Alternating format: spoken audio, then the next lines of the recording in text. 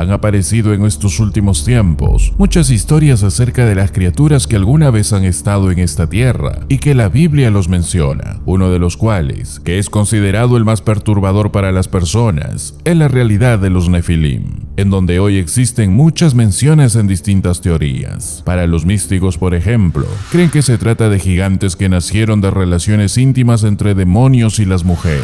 Según el gnosticismo, son maestros en magia negra que enseñan a las mujeres y tratan de seducirlas, y son hábiles artífices. Según el Talmud judío, eran una especie de híbridos. Para el satanismo, es considerado entre los demonios más poderosos del infierno. Y entonces, ¿quiénes son realmente los Nefilim? Quédate para conocer la verdadera historia según la Biblia nos revela. Sin duda es un pasaje muy difícil en la Biblia que ha causado numerosas interpretaciones, pero sabemos que hay una correcta interpretación. La Biblia los menciona en detalle en el libro de Génesis 6. Aconteció que cuando comenzaron los hombres a multiplicarse sobre la faz de la tierra y les nacieron hijas, que viendo los hijos de Dios que las hijas de los hombres eran hermosas, tomaron para sí mujeres, escogiendo entre todas. Y dijo el Señor: no contenderá mi espíritu con el hombre para siempre, porque ciertamente él es carne, mas serán sus días 120 años. Había gigantes en la tierra en aquellos días, y también después que se llegaron los hijos de Dios a las hijas de los hombres, y les engendraron hijos. Estos fueron los valientes que desde la antigüedad fueron varones de renombre, y vio el Señor que la maldad de los hombres era mucha en la tierra, y que todo designio de los pensamientos del corazón de ellos era de continuo solamente el mal.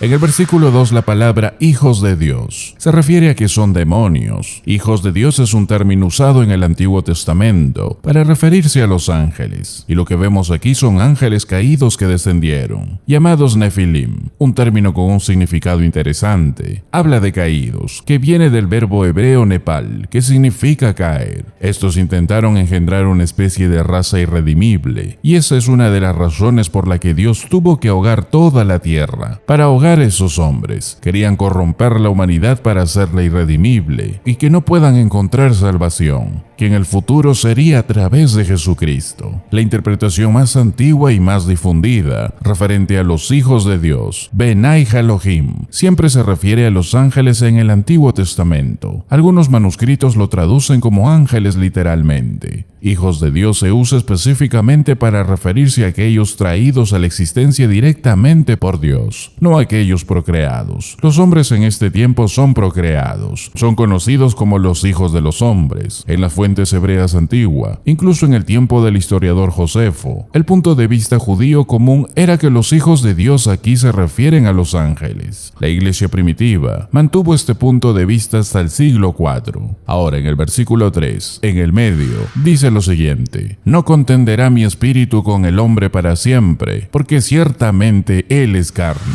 Dios dice que pueden pensar que sus demonios entran y los llenan, y toman su poder demoníaco en sus acciones inmorales, y piensan que van a producir algunos hijos divinos. Algunos tienen ilusión acerca de este poder sobrenatural para trascender, y producir algún tipo de niño divino poderoso. Pero la Biblia nos dice algo claro aquí: soy solo carne. Ese es el punto. Solo somos de carne. Somos seres mortales, no inmortales. Cuando pasó eso, no fueron mitad hombre y mitad ángel. Solo fue carne depravada. La idea aquí es mostrarnos la profundidad de la caída del hombre. Cayó tanto en su maldad que estos hombres se involucraron con los demonios voluntariamente. Luego dice en el versículo 4: y había Nefilim en la tierra en aquellos días. Nefilim es un término que significa grandes hombres, hombres de estatura, hombres de poder, hombres de influencia. Se usa solo una vez más, y eso es en el libro de Números, cuando los espías entraron en Canaán en el libro de Números en el capítulo 13, y salieron y dijeron que hay Nefilim ahí. No podemos derribar a esa gente. Son Nefilim, y nosotros somos como los altamontes. Y la razón por la que usaron Nefilim ahí para describirlos es porque conocían la palabra de Génesis. No es una raza de personas que aparece de nuevo más tarde en Canaán, porque estos se habían ahogado en el diluvio diluvio, ya que solo Noé y su familia sobrevivieron. En este capítulo es un término usado en Génesis para describir a grandes hombres, hombres poderosos, hombres temibles, hombres de renombre, y fue tomado por los espías en Números 13, saliendo de la tierra de Canaán, porque todos conocían a los Nefilim como hombres poderosos, hombres temibles. Es solo una palabra genérica para ese tipo de persona. No querían decir que eran hijos de Nefilim, como si fueran una raza. Nefilim en ese contexto de Números era una especie de palabra que todos sabían que estaban en las escrituras. Cuando regresaron y querían informar al pueblo que los cananeos eran invencibles, simplemente dijeron son Nefilim. No podrían haber sido hijos de Nefilim. Los Nefilim no eran una raza especial, no era una tribu, y no pudieron haber tenido hijos que duraran hasta ese momento, porque la inundación ahogó a todos, menos a 8 personas. El término en realidad significa los que caen, personas que caen sobre ti y te aplastan, personas poderosas, feroces, del tipo guerrero. Pero él dice que estaban en la tierra en aquellos días, es decir, ya estaban ahí. Es importante decir esto, porque muchos podrían pensar que ellos fueron producto de estas uniones entre demonios y hombres, que lograron producir algunos monstruos. La realidad es que no es así. La Biblia nos enseña que ya había hombres poderosos en la tierra, y cuando los hijos de Dios entraron en las hijas de los hombres y les engendraron hijos, esos eran otros hombres valientes y eran hombres de renombre. Todo lo que la Biblia nos aclara es que son simplemente hombres, nada de seres míticos o de fantasía como especulan muchos. Fueron hombres poseídos por estos demonios que engendraron este tipo de maldad perversa con las mujeres en este tiempo. Todo fue en base a hombres, en base a una carne humana. Y había algunos hombres poderosos, pero luego salieron algunos hombres más poderosos. Lo que nos dice la Biblia es que no produjeron nada diferente de lo que ya existía. Nefilim es simplemente un término que habla de poderosos, de hombres feroces, grandes, fuertes, que ya estaban en la tierra. Podríamos llamarlos como un lenguaje común de este tiempo, como conquistadores o guerreros. Y entonces esa palabra Nefilim los estaba describiendo. Lo que nos enseña con todo esto es que todo lo que los demonios prometieron, todo lo que Satanás siempre promete, nunca cambia la naturaleza humana. Es algo similar a la propuesta que sucedió en el Edén. Solo es un engaño diabólico para ponernos en contra de Dios. El hombre simplemente es carne y hueso, aunque fueron hombres de renombre, guerreros, feroces, que obtienen reputación y miedo a costa de la maldad que poseen. Pero no son divinos, ni criaturas raras, ni criaturas mitológicas, ni gigantes espantosos. Solo son hombres, hombres feroces, hombres llenos de maldad. El mundo siempre ha tenido estos feroces poderosos entre comillas, como un Alejandro Magno, como los Césares, unos peores que otros, Napoleones, los Hussein, los hombres de bigotito alemán, y todos los demás que se creyeron pseudodioses tribales, que usan su poder maligno para amenazar, para subyugar y destruir a los demás. Pero al final son solo hombres poseídos, pero que solo son carne y hueso. Satanás no puede convertir a alguien en otra cosa que lo que es simplemente un hombre. No te puede hacer inmortal, ni con superpoderes capaz de atravesar paredes. Satanás no puede dar una bendición inmortal. Satanás no puede convertir a nadie en un dios. Satanás no puede hacer que un simple mortal de carne y hueso pueda ser capaz de vencer a Dios y desafiar su juicio. Él no puede hacerlo. Todo lo que el hombre es simplemente carne y hueso. Y todo lo que es carne es siempre mortal, no inmortal. Y el juicio de Dios caerá sobre todos. Así que el triste final de esa vida humana después de la caída de estos demonios es que compraron las mentiras de Satanás, a tal grado que toda la raza se corrompió. Y muchos el día de hoy están cayendo en estas mentiras de Satanás, creyendo que él es capaz de crear seres sobrenaturales, seres monstruosos gigantes míticos, que son capaces de aplastarte con solo un dedo. Pero la realidad es que no es así.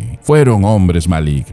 Y Dios vio el mal que abundó en esa generación. La gente de esa época pensó que sus espíritus demoníacos los habían ayudado a producir hombres renombrados, Giborín en el hebreo, pero no eran superseres, no eran superpoderes, no eran superhéroes, no eran mitad demonio, mitad hombre. Solo llegaron a ser hombres con una maldad demoníaca, un mundo lleno de personas que no hacían más que formar el mal en sus corazones, comportarse de manera perversa y maligna, Y en el versículo 12 nos dice que miró Dios a la tierra, que estaba corrompida, porque toda carne había corrompido su camino sobre la tierra. Todo designio del pensamiento del corazón de él era de continuo solamente el mal. Todos los adjetivos y adverbios en el idioma original hablan de una depravación total, de una depravación absoluta. Dios vio eso, y es lo que él todavía ve en la actualidad. Las únicas personas que no son así son las personas que han sido transformadas